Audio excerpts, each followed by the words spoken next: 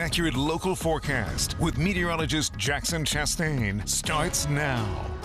And the second half of yesterday was actually quite nice. Once we got past all the rain, it turned out to be sunny. We got into the low 80s, a seasonable day at that, high of 81 compared to the normal of 81. I also want to point out the incredible work that we got done with the rainfall that we saw yesterday. Now looking at a surplus of now an inch and a tenth or two, and that certainly is going to be good news for us when we run into a week that's going to be a little bit maybe on the drier side. Now temperature-wise, we're now down to about 59 degrees in Wormleysburg. And part of the reason that we're even breaking into the 50s is because of the lower dew points that we're seeing. Remember, we had a cold front that pushed through yesterday. That brought in a lot of drier air, and we're tapping into that drier air for today. That's going to help us see some cooler out the door temperatures. This also means with the plentiful sunshine that we're seeing under higher pressure that we're also going to warm up significantly as we get further into the afternoon. So it works both ways.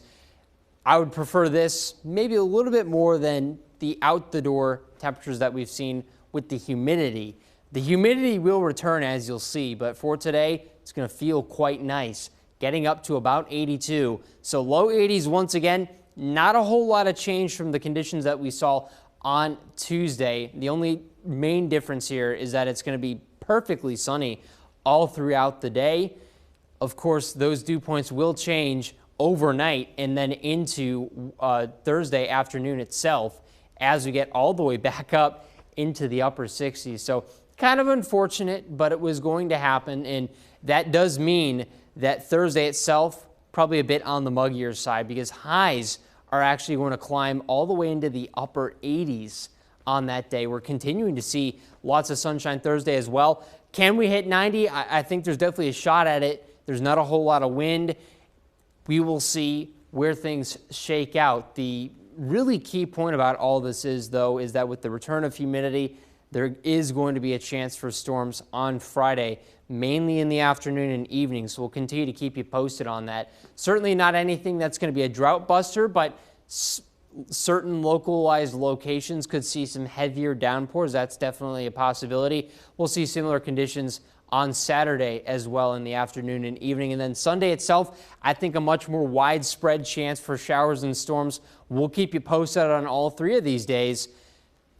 Not the best, but I think you can kind of work with this weekend because it's not going to be all day. It's not like there's not going to be breaks. So you can kind of dance around this rain, I think, potentially. And then heading into the early part of the work week next week should be perfectly dry. So another damp weekend potentially on tap.